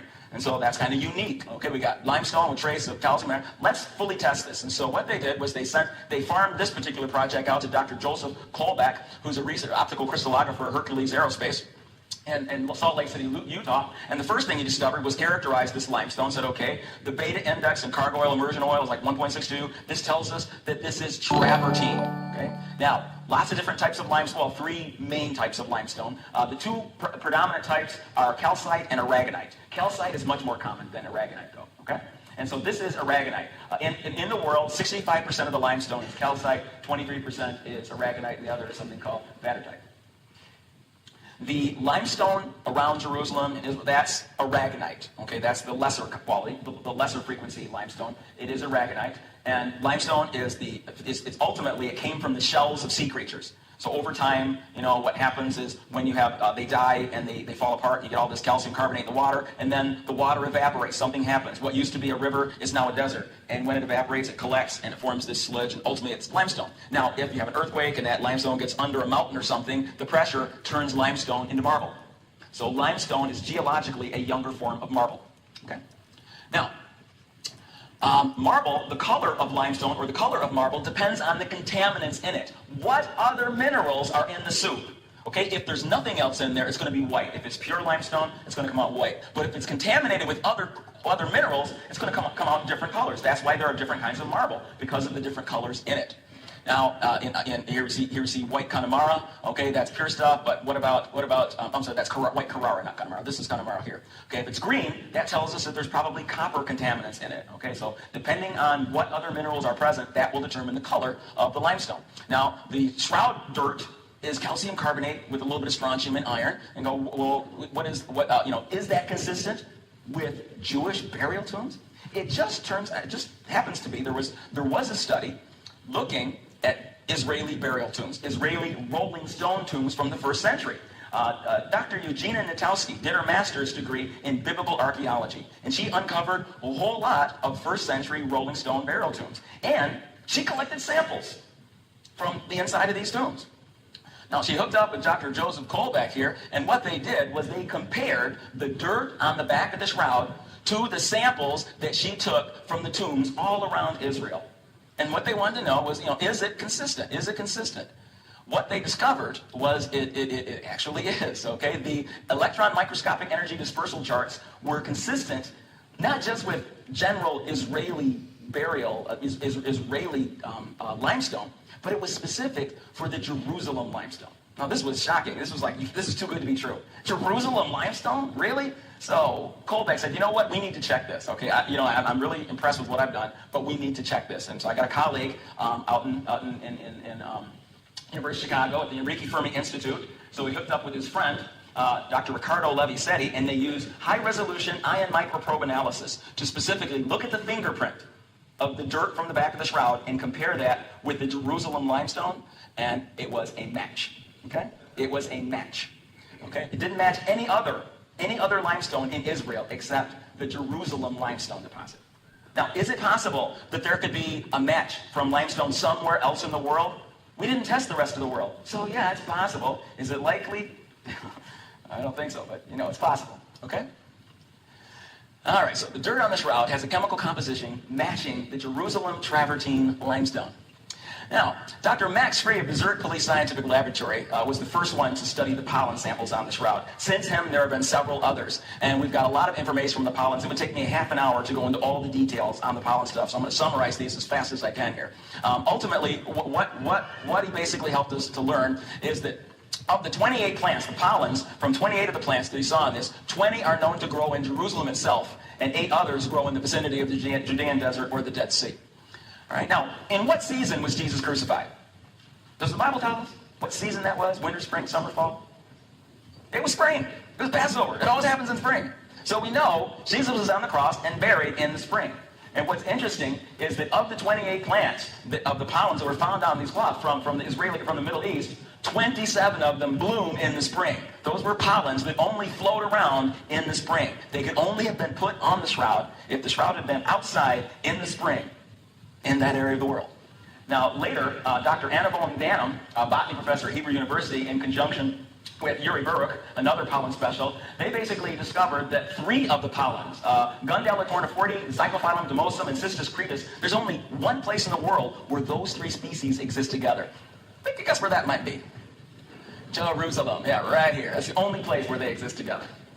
All right, so, there's a lot, the pollen stuff, there's a whole book's written on the pollen, so I can't spend it, but I just want to give you a flavor. If you want to look it up, there's way more information, but I just wanted to expose you to that because it really is, it's incredible evidence to support the validity of this thing. Or, this could be a forgery, and our 15th century forger made sure he went to Israel and grabbed him some Jerusalem pollens and put them on the cloth. All right. Dr. Gilbert Reyes at the Ghent Institute of Textile Technology discovered that the 3-to-1 herringbone weave used in the manufacture of the cloth is consistent with first century Israeli manufacture. This would have been an expensive cloth in first century Israel. Okay, this was not the common cloth. This was something that a rich man would buy. This is not something that common people would have access to because it would have been a very expensive piece of linen. Okay? But they did have this. This is the first century Syrian manufacture. Okay, this is a plain weave. This is the weave of normal cloths. This is a 3-to-1 twill. Okay. Now, most recently, textile expert, her name is Dr. Metchild Fleury-Lemberg, and she is one of the top, I don't know what to call her, a master textile restorer. And they hired her to renovate the shroud. So she took off the old backing cloth and replaced some of the patches. And as she did that, she was allowed to actually analyze the cloth itself. So she was given time to specifically study it as a textile expert because she studies textiles throughout history, and she recognizes weave patterns and stitching patterns and things like that. And what she discovered, a couple things. One of the things she discovered was this 3-inch cloth here, all right, was actually taken from somewhere else and sewed onto the cloth, so it's actually a part of the cloth, but there is the stitching pattern. What she discovered was that the stitching pattern used to attach this is almost identical to a stitching pattern from a Masada cloth. So the fortress of Masada, there were tombs there. There was a cloth found in the tomb at the fortress of Masada, which is a 1st century thing, and it was the same as this stitching pattern, and that's the only place she's ever seen that stitching pattern before, is another 1st century cloth. Okay? Now, when you buy a piece of cloth, when you go to a linen store and you want to buy things, okay, you say, give me 2.5 feet by 3 3/4 feet. No, we buy in even units. Okay, we buy in even units, whether you buy it in yards or whatever, meters, you buy it in even units. The shroud is 14.5 feet long and 3.5 feet wide. And that's just the general. It's actually off a little bit. I said that's how I memorized it, but that's not the true dimensions. It's like 14 and 3 inches and so forth. What was the unit of measure in the 1st century? Cubits. They used cubits. Well, how big is the shroud in cubits? 8 cubits by 2 cubits. Now think, if this is a 14th century forgery or a 12th century forgery, our forger, again, really smart. Instead of using the unit of measure in Europe at the time, he did his homework and figured, I got to use a piece of cloth that's consistent with the 1st century, and back then they used cubits. So I'm going to make sure my cloth is in even cubit units, even though nobody uses cubits anymore. Now, what is linen made of? Linen is made of flax plants. You know where you get flaxseed for flaxseed oil and so forth? That comes from flax plants. I'm really amazed at this, but our ancestors figured out how to make clothes out of blue flowers. I mean, how they had the idea that this would be useful for making clothes, it's amazing. I wonder if God had to explain that. Okay, Adam, see that plant over there? Now, before 410 AD, when you were making yarn or making thread from flax, every time you created a spool of thread, you would bleach that spool, set it aside, and then make another spool, bleach that. And then you take your different spools, you put them on a loom, and then you weave your cloth. That's called hank bleaching. Each spool of thread is called a hank. Right? And so when you got done, if you created a white cloth, it would never be perfectly white because you would have different banding patterns depending on how well bleached the individual spools were. Okay? Before 410 AD, that's how it was done. If you look at cloths before 410 AD, they were all hank bleached, and you see these bands. See these bands going on? That's because the different threads were in different batches when they were bleached. Okay? They were hank bleached. After 410 AD, they figured out, they said, hey, you know what? It looks a lot better if you wait until you put it on the loom, create the cloth, and then bleach the t-shirt. Now it's like one color, whoa! And then everybody caught on and says, yeah, why didn't we think of that before? Okay? So after 410 AD, all the color, there's no more hank bleaching. You don't see any cloths after 410 AD with hank bleaching. Now you look at the shroud, if again, this is a forgery from the 12th or 11th century, well then, why is it hank bleached? See these lines? It's hank bleached. Now, did our forger find himself an 800-year-old cloth? Or did he say, I'm going to make me an 800, I'm going to make one. I remember back in those days, 800 years ago, they did hank bleaching. So I'm going to make one just so that one day they're going to look at this and they're going to remember. Okay? All right. Now, what about, one of the things that people, that bug people when you talk about this is, hey, this has to be a forgery. In 1988, they did carbon dating, and it dated to like 1270 AD. There's no way it could be valid. This is over. That ship has sailed. We know it's a forgery because of the carbon dating. Well, there's a lot of problems with that. First problem with it is this. Okay, I worked with Dr. Giles Carter, who was an ancillary member of the Shroud of Turin research project. And I did some of the historical work for the paper that he ultimately wrote on the formation of using X-rays to try to create this image. Anyway, we were aware, as part of the team, we were aware that the cloth was dated in 1982. Okay? It was secret. They weren't supposed to. They did not have permission from the Catholic Church, but we had the samples. And so we said, well, we got samples here. Nobody will know. Let's just do it. Okay? And so it was done. And the date that we came up with at the University of California Nuclear Facility, 700 BC to 200 AD, 200 AD to 1000 AD, pretty much roughly what you would expect if this thing is genuine. Okay? So imagine our surprise when in 1988 they dated it again officially, and they came up with a date sometime between 1260 AD and 1390 AD. It's like, what? What happened? We felt like we got kicked in the stomach. It's like, wait, we already dated. What happened? What happened? And a lot of the stir people said, we give. I mean, obviously, it's carbon dated, and we have to accept that. It's over. It's party's over, everybody. I don't know. No matter what you just saw, it has to be fake. I don't know how. It's got to be fake. Why is this? Well, okay. Now, this is from 2008. Christopher Ramsey is the head of the Oxford Radiocarbon Accelerator Unit. This is one of the labs that did the carbon dating. And he said lately, there is a lot of other evidence that suggests to many that the shroud is older than the radiocarbon dates allow. And so further research is certainly needed. Only by doing this will people be able to arrive at a coherent history of the shroud, which takes into account and explains all of the available scientific and historic information. Why did he say that? Why did he go back and say, you know that thing, that carbon dating we did? Don't pay attention to that. There's something wrong with it. Why did he say that? There are a lot of reasons why. Generally, the scientific community generally understands that it was a very flawed test. A lot of problems. Number one, the carbon-14 test said that the earliest date it could be is 1260. We have pictures of it that date to 60 years before that time. The Prey document clearly shows the Shroud of Turin, and it dates to 1192. Okay? All right, so there's a problem right away. We know it existed at least 60 years before your earliest possible date, so something is wrong. This is pretty much what started the world to understand that there was a big flaw in this carbon dating thing. Was work done by Joe Marino and Sue Benford. And they published their work first in 2000 in this journal here. What they basically discovered was that they provided the first evidence that when they cut the samples, and this is a long story that I spent an hour talking about the politics that went behind that carbon dating. It's unbelievable. It's like a high school drama. It really was. It's amazing what happened for this. But anyway, Stirp was excluded from the study entirely. They didn't want them to have anything to do with it. And instead, Stirp said, let's carbon date it, but we have about 26 tests to verify that the sample that you cut is actually representative of the rest of the shroud. The reason is this. The shroud is made up of many cloths. You have the body, the main cloth that was present when the image was put on the cloth, plus you have a bunch of obvious patches, plus we know from history that there are invisible patches as well.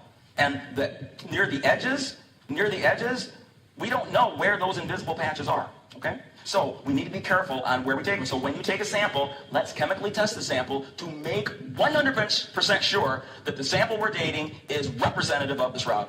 They said that, Stirp, you guys are ludicrous. This is ridiculous. We don't need to do all these tests. We'll just go in and cut a piece. And so Luigi Ganello, the scientific advisor of the Cardinal of Turin, went in. Instead of taking 2 or 3 different samples from 2 or 3 different sites, he took one stinking piece from the lower outer edge, exactly where you shouldn't take one from. And when he did that, what ended up happening was, when he cut that piece, is ultimately, what appears to have happened is, okay, part of this was actual shroud, part of it was a patch. And so you have what appears to be a patch from the 1500s mixed in with original shroud. And together, you end up with these crazy dates. Okay? Now, is there any evidence that the area that they tested is different than the rest of the shroud? There is a lot of evidence. I mean, there's so much evidence. One, when it was analyzed, you found aluminum. There's not aluminum anywhere else on the cloth. Alum is a dye that they used back then. And clearly, what seems to have happened is this. We know that the Catholic Church used to hang the shroud outside. They didn't want it blowing in the wind. So they tied weights to the bottom of the cloth so it wouldn't blow in the wind. You can do that. It's only 1,000 years old. Why not? Okay? And what do you think happens when you tie weights to a 1,000-year-old cloth? Yeah, it ripped. Okay? And so what they apparently did is, in the areas where it ripped, they actually tried to make it look like it never happened. And so they stained and wove linen into the cloth itself. And they actually found end-to-end splices where the old one, where the new patch left off, and in the original patches. You can actually see that. We can see gum and dye where they dyed it to make it the same color as the rest of the cloth. Okay? So this is, and the other thing, here's the biggest one. This is the biggest flopper of all. Okay? In the section that they took, okay, in this section here, when you analyzed it chemically, because we still had, Ray Rogers still had some of these samples with him when Marino published his results, and he originally intended to prove Marino wrong. He called Marino, you're the kook fringe benefit, not fringe benefit, the kook fringe guys, okay?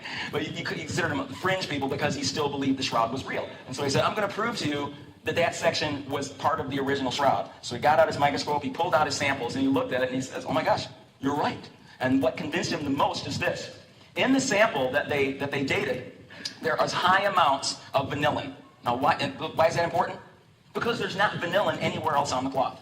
Now, what is vanillin? Vanillin is a breakdown product of linen. Okay, actually, in the linen, you have, in the flax, you have lignin, L-I-G-N-I-N, lignin, okay? And as lignin breaks down, it breaks down into vanillin, and then it continues to break down into other biochemicals. The shroud, which is made of flax, at one time had lignin, which broke down into vanillin, and then nothing. On the shroud, there is virtually no vanillin in the body of the shroud. But in that patch area, in that lower area, there's tons of it. It takes about 1,300 years to go to zero vanillin, okay? So again, what that tells us is that chemically, the area that they carbon dated is not the same as the body of the rest of the cloth. All right. Now, how did the image get on the cloth? All right, this is the last part. How do you get an image onto a cloth to get something like this here? Well, that's what really got this thing studied in the first place. In 1532, the shroud was in the chapel at Chambéry in Chambéry, France. And the chapel caught fire. They kept the shroud in a silver box that had 3 locks on it. And the chapel is burning down. It's very, very hot. And they can't find the keys to the locks. So they had to run across the street, find a locksmith to come over and get this box open because the church is burning down. And so as he's wiggling, trying to get these locks open, the box starts melting. And 1 drop of molten silver drips onto the shroud, and it caused these scorch marks that you see. It was folded, you see, and that's why they're symmetrical, and that's where these burns came from. All right? Now, this is interesting, and this is what really got scientists interested in the shroud, because if you take a look at the burn areas where silver went through that cloth, we know the temperature that silver melts at, 932 degrees Celsius. That's 1,700 degrees Fahrenheit. Okay, we know that went through this cloth and caused those burns. And when they chemically analyze the cloth, you can actually pick up the silver in the cloth. Okay, so we know, yeah, that's verified chemically. Now, what's interesting, though, is that if you look at the image that's next to those burn markings, it didn't change. If the image on the cloth was produced of an organic substance, some type of paint or oil or a dye, what would happen if 1,700 degrees went next to it? It would change. It would cause variable pyrolysis, and you'd see a change in the chemistry of that paint. But it didn't affect the shroud at all. The image wasn't affected one bit by 1,700 degrees. Okay? So that tells us that the image is thermally stable. Now, then they poured water on it, and when they poured water on the cloth, it made these water stains, and that's why you see all these water stains on the cloth, because they had to put the fire out. Now, when you put the water on it, water moves from high concentration to low concentration all throughout the cloth, but as it moved, it didn't carry any of the image into the depth of the cloth. The image stayed right where it was on the very surface fibrils, only penetrating 125 1,000th of a millimeter. Okay, very, very, very faint. It didn't dip into the cloth at any point. It was non-diffusible. Now, if the image were produced with some type of inorganic powder, okay, some type of inorganic substance, what happens when you throw water on a powder, on a talc or something like that? Diffusion. It moves from high concentration to low concentration. The image is non-diffusible. It stayed right where it was. You can look with a microscope, it didn't move at all. It stayed stable. So it's thermally stable, which suggests that it's not organic. It's non-diffusible, which suggests it's not inorganic. And that's what brought scientists to Turin, Italy in 1977 to answer the question, okay, we got this crazy image. It's thermally stable. It's non-diffusible. It looks like it has 3-dimensional properties. How did it get there? What is going on here? And you're probably aware, in 1974, Drs. Jackson and Jumper put the shroud into a microdensometer and found that the image intensity varies in direct relationship to how far a given body part was away from the cloth. And so they thought, looks like it might have 3D properties, and so they put it in a VP8 image analyzer, and they got the shroud to stand out, the image to stand out in 3D. Now that was significant because it suggests that the image itself was radiated onto the cloth. And that's why people think, well, it's because of heat. They heated up a statue. A lot of problems with that idea, but okay. All right? But somehow it had to be radiated onto the cloth. When you put a photograph in a VP8 image analyzer, it doesn't quite work. You do not get the same features. You don't get a really good three-dimensional match, a three-dimensional picture. Now, what kind of energy, what kind of radiation could have produced that image? The first theory that everybody thought of, and Sturt thought of it as well, was a hot statue. And to this day, most of the theories on how to reproduce it involve using a hot statue and causing a scorch. There are so many problems with that theory. So many problems. Why is it? The shroud image, for one thing, when you make a heat image, heat comes in the form of infrared radiation. Infrared radiation has a long wavelength, and therefore you don't get very clear images, okay? So you get an image, but it's not nearly as clear as what you see on the shroud. All All right, there are many other problems. The uniformity of the depth of the image, okay, and the saturation, these are really, really high. And the medulla stains darker than the cortex. What do I mean by that?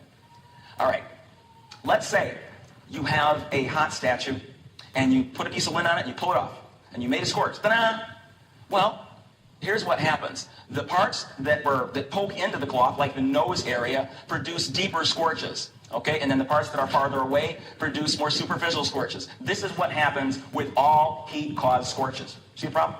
The shroud is completely superficial. It is completely superficial. On the shroud image, and this might be difficult to communicate, okay? Here, we see a cross-section of a linen fibril. The image on the cloth, the color that you see, it didn't even affect the cortex. It didn't even affect the cellulose of the linen fibers. It affects the starch fraction on the most superficial starch fraction that's sitting on the linen. So it's way up here. This is where all your color is. And so all this browning that you see is just the reaction that interacted with the superficial layer. That's microns, all right? Very, very faint. Here's the medulla of the linen, of the fiber, and it's completely unchanged. It's whitish, it's light. Now, what happens when you use heat? Every time you use heat, you cook the linen fibers and the medulla turns dark, okay? There is no way heat could cause the image. The physical properties of a heat-caused scorch are totally inconsistent with what we see on the shroud. It cannot happen, okay? All right, when an area on the shroud shows darker, because here, this is a negative, so light equals dark. So here, one of the darkest spots is going to be the nose area, okay? When you see a dark area, the reason that it's darker, it's not because it's penetrating deeper into the cloth. What that means is that you're looking at a greater number of scorched fibrils. It's digital. This is a digital image. Okay? It doesn't go deeper anywhere else. So when you see a light area, there are fewer fibrils scorched. Darker areas mean more fibrils that were scorched. Okay?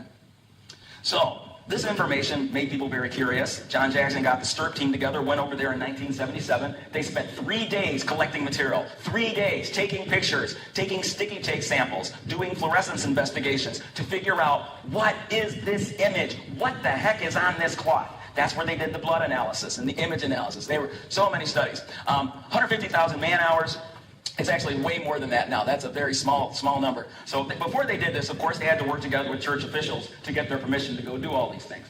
So the STIRP team, it included Christians, it included Jews, it included agnostics, it included atheists. It was not an evangelical team at all. Now, many in the scientific community, especially in the carbon-14 group, resented STIRP because after their investigation, many STIRP members who used to be nominal Christians are suddenly evangelical Christians.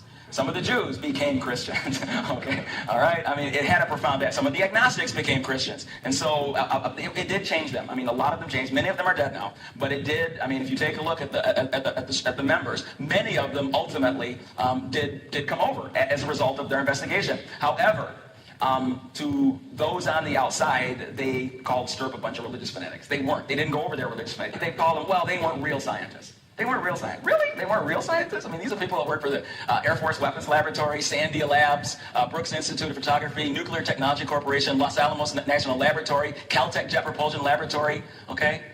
They're only monitoring our space program and building our nuclear bombs. And they're not smart enough to study this cloth. Really? Yeah. All right, so after 3 days of sample collection, 3 years of data analysis, complete spectroscopic and chemical evaluation. I mean, basically everything that was state-of-the-art at that time, they pretty much did. I could go on and on, but we don't have time for all these various studies. They had a database of every known dye or stain or pigment known to man, and they figured out what the spectral properties was of each of these so they can test for it. And so they figured out, okay, what was in the paintings, what was in the dyes, and they gated for it all, and they looked for it on the shroud. And ultimately, their conclusions were, we had a complete database for comparison of spectral characteristics, and the shroud showed absolutely no pigments of any kind. There were only a few random particles of pigment found anywhere on the shroud, no more so in the image than non-image area. And there are 57 documented cases in the shroud historic record where artists were permitted to make artistic copies of the shroud and then laid their finished artworks onto the actual shroud to sanctify them. What does that mean? That means that painters painted pictures of Jesus based on the shroud at least 57 times. After they finished their paintings, they would touch their painting to the shroud to bless it. All right? When they did that, they got a little paint on it. So there is a little bit of iron oxide from the pigments in their paintings. But there's no more in the image area than the non-image area. It doesn't, iron oxide, if you add up all the iron oxide on the cloth, you still need a microscope to see it. It is not responsible for the image in any way. Okay? So I'm not going to read all of their conclusions, but to really generalize it, there are no paints or pigments on the shroud in terms of causing the image that you see. Okay? The blood marks appear to be human blood. It's type AB, as you know, full of bilirubin. The image is a result of degraded cellulose, nothing more. It's the product of dehydrated acid oxidation resulting in the formation of a yellow carbonyl chromophore. So essentially, some form of energy hit the starch, hit the cellulose on this cloth, and it caused a chemical change. It increased carbon-carbon double bonds and carbonyl groups. That's it. Okay? So some type of energy made a scorch, and there's no pigments on the cloth. Now, Dr. Walter McCrone was the only member of STIRP that said, I disagree with all you guys. You know, this is a painting. You know, when I did my sticky tape samples, I found some iron oxide. Well, they already found that iron oxide. That wasn't anything new. We told you why that iron oxide was there, because people would kiss the shroud with their paintings. Okay? That's what it was from. He said, you know, it's a painting. I know it was, because there's iron oxide in it. And every time they did a shroud show on TV, they put him on there with his crazy theory. So people would think, see, there they don't all agree. All right, now, problem here is this. When you look, they look for protein. All you got to do is look under the microscope. You can't hide it. If it's a painting, just look under the microscope. What happens when you look under the microscope at a painting? You see painting, plop right on. There's the fiber. There's your paint. You can't hide it. You can't hide it, okay? And when you look at the shroud, what do you see? That's what you see. This is the image area, very faint. Again, starch fraction on the very top surface is browned, just a little bit. Only on the very top superficial fibril. If you took a razor blade and said whoosh, you would cut it off.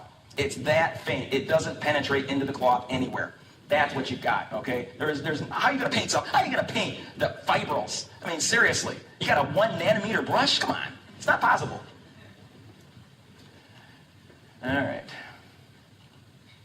And here's an electron microscope showing the starch fraction. This is showing obviously no paint or pigment. Now, there are many theories. People come up with different ways. Oh, I can forge the shroud. It's a forgery. And see there, I take some iron oxide and I rub it, and then I bake it. And ta-da, see, I produce the shroud. This is Joe Nickel. He was a famous shroud guy. And then Luigi Garlascelli, he came up with his shroud method. Pretty much similar. You know, I take it, I wet it, I bake it, and that heat plus the baking and so forth, and we produce an image just like the shroud. See, just like the shroud.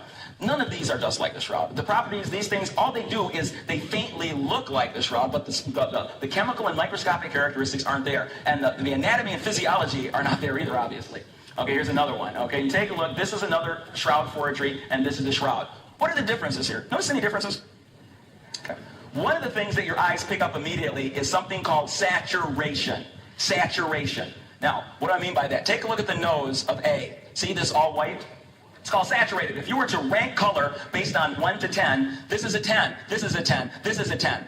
This is over 60% saturated. Every single shroud forgery attempt results in 60% saturation and above. Everything. The shroud is 23% saturation. Nobody has reproduced that. Not one. Not one. All right, so now this is the best forgery method. If you're going to give awards for the best forgery mechanism, this guy gets it. Nicholas Allen, he's a art professor in South Africa. He said, I know how they did the shroud. It's a perfect negative because somebody invented the camera in the 11th century. Okay? And what they did was they soaked the shroud in silver nitrate, they hung a body outside, they created a giant camera, and they took a picture. And then they turned the body around and flipped it over and did the other side. Okay? And look at his results. Well, it's a photograph, for crying out loud. You invented a giant camera. Now, the problem is, it doesn't look anything like the shroud. Okay? You've kind of overshot your mark here. All right? It gives us a great image, but it's ridiculous. Number one, if that had happened, the silver, I mean, you know how many times you'd have to wash that thing in oxidol before that silver would come out? All right? The shroud has been studied to 1 part per billion. Okay? There's no way that happened. And it doesn't look like the shroud anyway. So anyway, whatever forgery mechanism they come up with, they have this problem. The blood was there first. Okay? The blood was there first. So whatever fancy thing they do to try to reproduce this thing, okay, say, okay, go ahead and do it. Do it for the whole body, and I want you to put all 372 bloodstains on there. Show me how you do that. Do it, and put the bloodstains on first. Let's see how long it takes you. Okay? Thank you. All right. Now, I worked with Dr. Carter, and Carter's job was to try to figure out, is it possible, let's say that this was radiated onto the cloth by X-rays. Let's say somebody ate a bunch of uranium, and And then they died, they got crucified. Is it possible to naturally produce this kind of scorch with uranium, all right? And so he basically, first of all, we figured out that you can make a scorch with X-rays. That was our discovery. Nobody knew that before. Nobody ever tried to scorch linen with X-rays for some reason, okay? So we figured out how to scorch linen with X-rays. And then he calculated how long would it take naturally occurring uranium to cause the scorch. The answer, about 100 years. So the body of the man in the shroud has not been sitting around decaying for 100 years. So it probably wasn't X-rays. So what do? I mean, we need a natural means to produce this. If this is going to be a forgery or a natural mechanism, we have to have some kind of mechanism, or we're kind of out of options.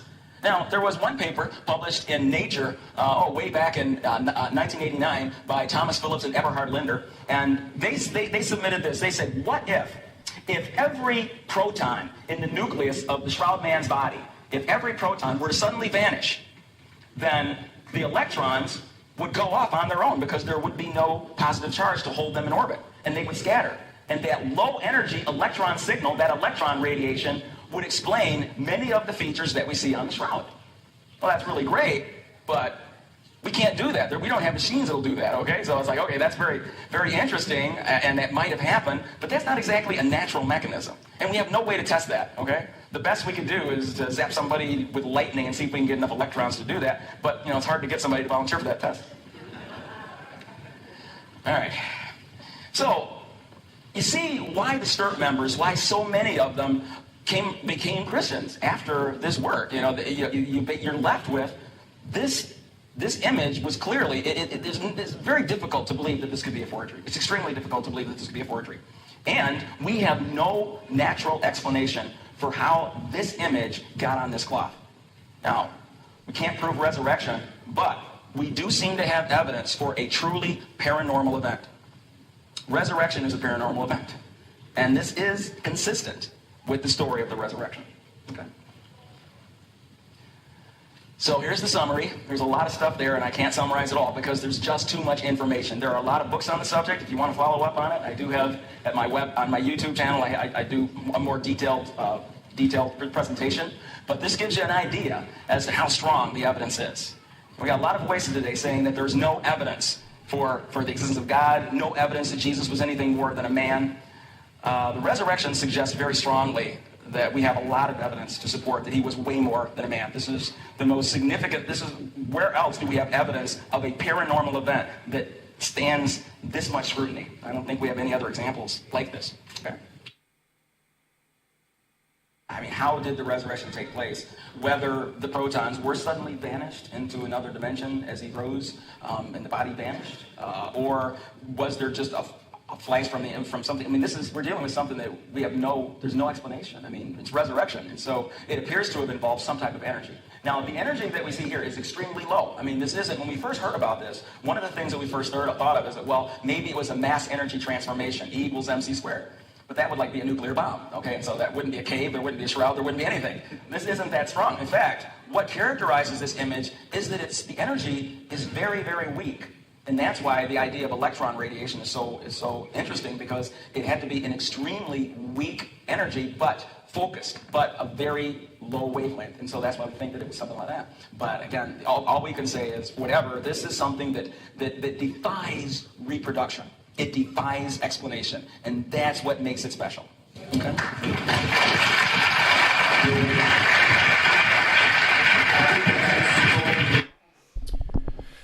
And so that is the case, again, by William Guy, Dr. William Guy. And so it's very interesting to again, as he talks a little bit more, you can go to his YouTube channel. Again, I shared that link. I'll share that link with you guys again in the live chat. If anybody wants to go watch more of his presentations on the Shroud, you can do so with the link I just posted in the live chat.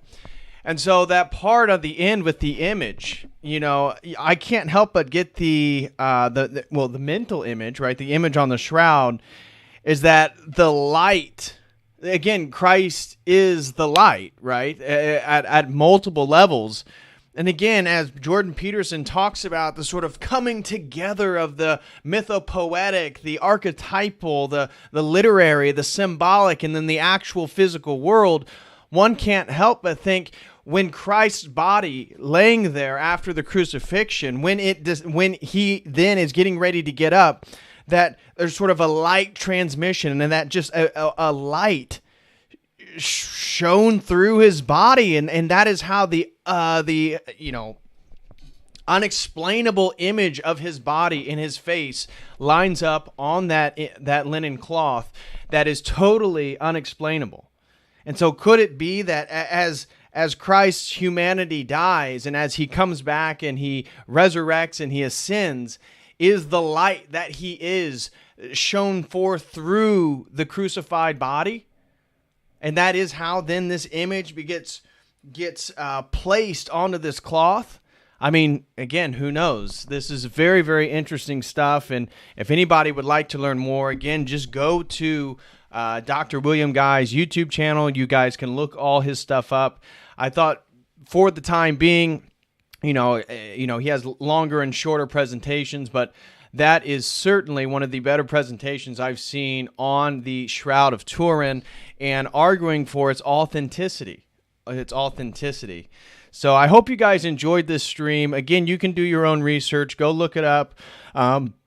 I tend to fall into the category where I do think the Shroud is authentic. I mean, based on so much of the unexplainability, I do think that it dates back to the 1st century, no question. The only thing that dates it to the 13th century, the 1200s, or the 14th century, the 1300s, is the carbon dating, of which is known that they carbon dated a part of the linen cloth that was then sewn back onto the original shroud linen. So I don't know, but again, as with all things dealing with God, dealing with Christ, dealing with the Logos incarnate, there's always just the most minor leap of faith, right? And so we can do apologetics. You hear the transcendental argument. We talk about logic and the transcendental categories and the energies of God, and we put all these logical arguments forth. And at the same time, there still is, you have to make the leap. You have to pray. You have to do things on your own. And even with the shroud, I mean, isn't it ironic that God, through his own providence, leaves the shroud in which his crucified body was wrapped in, of which then would leave an image of himself, an icon of himself that is unexplainably, fused in some way onto the linen, but at the same time doesn't go through the linen. On the backside of the linen, it's not there, but on the inside it is. There's just, it's remarkable. And then at the same time, he leaves a piece of evidence in which we can then look at the horrific experience of the crucifixion, of his beatings, and have a better understanding of what happened, but also then how it matches onto Scripture. Fascinating stuff. And so, again, I'll leave you guys to make your own conclusion. Somebody asked if the Orthodox Church has an official position on the shroud cloth. I do not believe so. And even the Catholic Church, we've seen they've been sort of distancing themselves, especially since Pope Francis. They've been distancing themselves from the authenticity of the shroud. Meanwhile, independent investigators who have been looking into it, there's been increasingly evidence for its authenticity. So as the world does more investigation, it comes to more and more results that lead to an authenticity of the shroud. But we see Pope Francis move in the opposite direction. Is that consistent with a pattern? Or is it just a mistake? Who knows? I'm not going to get into that. But guys, smash that like. I really appreciate everybody who's watched and everybody who's participated in this. But at the same, again, just think of the symbolism of God, Jesus Christ, the incarnated Logos. His body ascended, but he left the shroud. Again, if let's just assume its authenticity. Out of all things God could leave us, isn't that one of the most fascinating things, that he would leave the linen shroud that his crucified body was wrapped in, so that we would have a sort of material evidence for what it is that he went through and that he was a human body? Fascinating stuff. Fascinating stuff. So, guys, smash that like. Please share this stream. Again, blessed Holy Friday to all my brothers and sisters in the Orthodox Church. Pascha is this Sunday. And with that, I'm going to dive into some of these super chats. And again, first super chat, I got to give a special shout out to the Green Feathers. Shout out to Nick and his family. And God bless you guys. And God bless you during this Paschal weekend. He throws in $100 and says, have a great and blessed Pascha. So that is our brother from the Green Feathers. And so thank you so very, very much, Nick, over at the Green Feathers. Go follow his channel, support his stuff, help our brothers out. And so thank you so much, Nick, for such a generous super chat here on the Holy Friday leading up to our Pascha Sunday. Thank you so much, brother. I really, really, really appreciate that. Again, go subscribe to the Green Feathers, and thank you so much, brother, for all your support. God bless you and your family. Next super chat comes from Cold Smoke. Shout out to Cold Smoke. God bless you, brother. And he throws in $20 and says, hey, David, I'm excited for your website growth and increasingly grateful for your work. Well, God bless you, brother. I'm grateful for your support. Also, the premium Rockfin is definitely worth it. Keep on, brother, man. The love and care you give in these talks is beautiful and very helpful. Wishing peace upon you. Well, thank you so much, Cold Smoke. I truly, truly appreciate those kind words, brother. Thank you very, very much. And I do appreciate your sincerity and appreciation for the time I prepare for these streams and try to put these streams out. Obviously, today was not a whole lot of preparation. I just presented a documentary, a presentation that I thought was really worthwhile. But thank you so much, Cold Smoke. And as he mentioned, he's excited for the website growth. I just want to share with everybody, if anybody is interested, the premium website memberships are now available over at the website. And so if anybody would like to become a member, you can do so with the following link. Again, the $25 premium membership is going to allow you access to 2 meetings on Thursdays with premium members, plus all the video content on the website. We're going to be meeting every Thursday to talk about the world, religion, the latest things, the happenings, share information with each other, grow as a community. And so if you would like to become a $5 member, it's a basic membership. You get access to an exclusive video library where I tend to post a lot of content, or you can become a premium member and have access to all the video libraries, plus participate in our bi-monthly premium membership meetings. Please use the following link that I post right here and become a premium member. I'd greatly appreciate anybody who decides to do so. It would really mean a lot. And then also, if anybody wants to sponsor a stream, if you have a stream topic that you think you'd like me to dive into, I would be happy to do so. And so there's a new option for $250. You can purchase my time and my research efforts for a live stream here on YouTube that everybody will see, and you will be the official sponsor, the patron of that stream. And so if anybody would like to support any stream topic you want me to dive into, again, something that's feasible. We're not going to dive into controversial content that's going to potentially get me deplatformed or anything like that. But if it's a legitimate topic of investigation or thesis that you'd like me to investigate, you can do so with the following link here and basically purchase my time to research and put together a stream. So I would greatly appreciate that as well if anybody would be interested.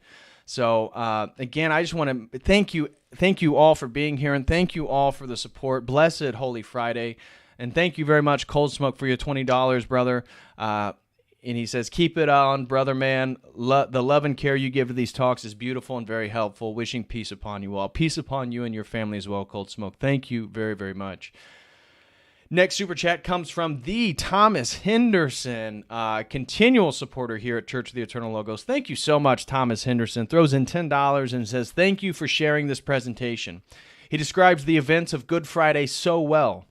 Another phenomenon that causes pause for thought for moderns in this holy I'm sorry. Oh, another phenomenon that causes pause for thought for moderns is the holy fire at the Church of the Holy Sepulchre. Wishing you and your family a blessed Pascha. Well, thank you so much, Thomas Henderson. God bless you and your family, and blessed Holy Friday, and I'm wishing you guys a wonderful Pascha as well. Thank you so much, Thomas Henderson, for all your support. Really, really appreciate it. You've been a continual supporter of Church of the Eternal Logos. Thank you so very much. Again, along with the Green Feathers, and then thank you, Cold Smoke, as well. See Me Roland throws in $5 and says, this was way more scientific than evolution could ever dream of. Incredible. I was very surprised by the amount of work put into finding out what is going on the Shroud. Well, I'm glad you were surprised, See Me Roland. A lot of effort's been put in by scholars to uncover the sort of mystery that this Shroud is indicating. There's a lot of explainable things. And also, there's a lot of evidence that matches up with Scripture and what we would know of the happenings, the pollen of the first century, the limestone rock that's specific to Jerusalem. A lot of things that line up to it very likely being the actual shroud that the body of God was wrapped in, and that is the most physical remnant that we have of Him, which again only indicates, of course, the resurrection, and it's fitting, is it not? It's fitting that if the Logos incarnated as a person, Jesus of Nazareth, and was crucified, beaten, taken to his crucifixion, and then was wrapped due to the work of Nicodemus and Joseph of Arimathea, and cleaned, wrapped, put in the tomb, and then resurrected. What is more fitting than to have the actual shroud? I mean, it's kind of, again, when you think of what could God purposely leave, is that not like the thing? I mean, it's incredible. So thank you so much, See Me Roland. Again, he throws in $5 and says, this was way more scientific than evolution ever could be. Incredible. I was very surprised by the amount of work put into finding out what is going on with the shroud. Well, thank you so much, See Me Roland, for the support. And then last super chat comes from, shout out to Disgruntled Docs, throws in $10 and says, great content, brother. God bless. Well, thank you so much, Disgruntled Docs. God bless you and your wife. Hope everybody's doing well. And blessed Pascha to you and your family. Thank you for the support. And let me check Rockfin. I think that is all the super chats. Yes. So I'm going to hop off here. Guys, thank you so much for all the support. Special shout out to the Green Feathers. Very generous super chat today. Throws in $100. Special shout out to Cold Smoke. Special shout out to Thomas Henderson. Special shout out to See Me Roland. And special shout out to Disgruntled Docs. Thank you guys so very much. And again, blessed Holy Weekend for you guys. I will be back tomorrow with our very good buddy, Ian, otherwise known, a.k.a. Schema Beats, a.k.a. the Orthodox Logos, a.k.a. so many different things. So I will be back tomorrow with one of our good Orthodox brother for Holy Saturday. And so I will see you guys tomorrow. Again, thank you all for the support. Until tomorrow, as always.